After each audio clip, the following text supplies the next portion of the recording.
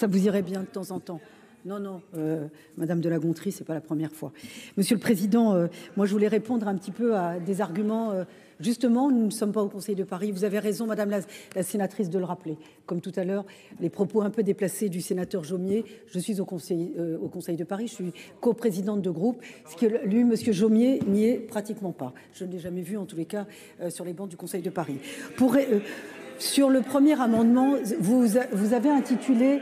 Vous avez justement, il n'y était pas. La parole est à Madame avant. la Ministre, mes chers collègues, s'il vous plaît. Justement, il n'y était Madame pas la Ministre, avant. je vous en prie. Et Madame de La Gontrie, vos conseils, y compris sur le travail, la vie, et je pense qu'il y a une vraie différence entre vous et moi. Vous voyez ça, ah bah ça oui. S'agissant du travail et de la connaissance des classes populaires notamment. Alors, Monsieur le Sénateur, justement, je voulais, voilà. Ben justement, vous voyez, alors Monsieur le Sénateur, justement, c'est ça, c'est.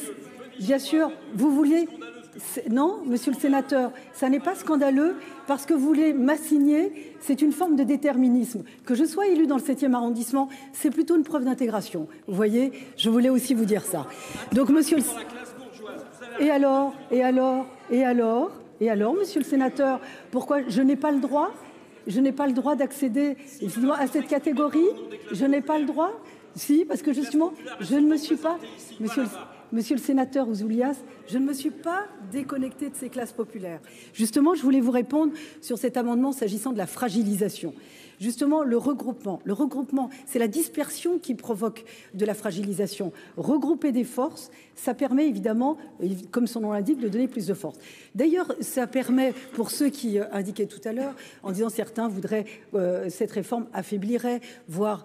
Ça ferait disparaître l'audiovisuel public, je ne le crois pas, parce que notamment au regard du droit des concentrations, plus vous allez regrouper des forces, plus évidemment vous allez éviter son affaiblissement ou une attaque d'une hostile ou pas hostile, ça permet évidemment d'éviter une attaque sur un groupe qui est regroupé. Vous parliez aussi de tout à l'heure en disant ça nuit à l'intelligence collective, il y aura de la verticalité. Mais en fait aujourd'hui, c'est de la verticalité qui existe, c'est de la fausse horizontalité. Quand vous fonctionnez en silo, c'est une fausse horizontalité. Au contraire, plus vous allez regrouper, plus vous allez avoir évidemment un chef d'orchestre, vous allez avoir une stratégie cohérente et coordonnée. Une stratégie cohérente et coordonnée. D'ailleurs, les propos du rapporteur sont tout à fait pertinents en disant on a sanctuarisé le financement. Effectivement, grâce à vous, monsieur le rapporteur, nous avons permis de sanctuariser le financement pour un audiovisuel public regroupé et une sanctuarisation sur un montant en valeur. Ça, c'est aussi important de le rappeler. C'est une grande avancée. Nous ne l'avions pas avant. Nous l'avons évidemment grâce à vous, je dois le dire, parce que ça a été un vote à l'unanimité de cette sanctuarisation du financement.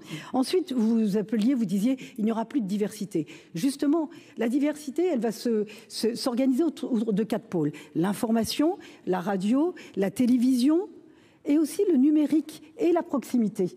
Et justement, que préconise le rapport d'I-Bloc? C'est de dire un investissement massif, évidemment, dans le numérique. Pourquoi? Et il l'a rappelé, monsieur le rapporteur, c'est justement de s'adapter aux nouveaux usages. 62% des Français s'informent sur les réseaux sociaux. Aujourd'hui, c'est une réalité. On parlait tout à l'heure, justement, vous disiez, c'est un vrai succès s'agissant de la radio et de la télévision publique. Je vais vous donner juste la dernière, avril 2025, justement, Médiamétrie, sur les audiences d'âge. Total Radio, 13-24 ans, 12,8%. Radio France, 7,3%. 25-34 ans, Total Radio, 10,8%. Radio France, 7,4%. Catégorie sociale, sur la structure, Total Radio, 29,9%. Radio France, 35%. France Inter, 38%. Nous sommes bien au-delà, évidemment, de cette moyenne. C'est un audiovisuel public financé par tous les Français.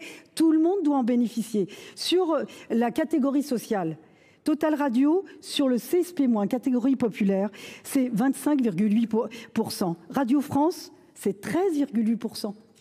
France Inter, 9,8%. Voilà la réalité. On parlait tout à l'heure de pluralisme et je vous rejoins, monsieur le sénateur Jadot, sur la nécessité de pluralisme et madame la sénatrice tout à l'heure qui l'a soulevé. Simplement, je vais vous donner 2 exemples que m'ont remonté les services. Encore ce matin, la matinale France Culture. Interview de 7h à 7h38 exactement. Olivier Legrain, Vincent Hédin, ils sont invités pour évidemment parler de la concentration des médias et de la réforme. Que de la critique. Tout le monde est contre. Et de manière d'ailleurs, journal de 8 heures, 2 sénatrices, pour évidemment sur la réforme dite Lafon, que des critiques. Voilà.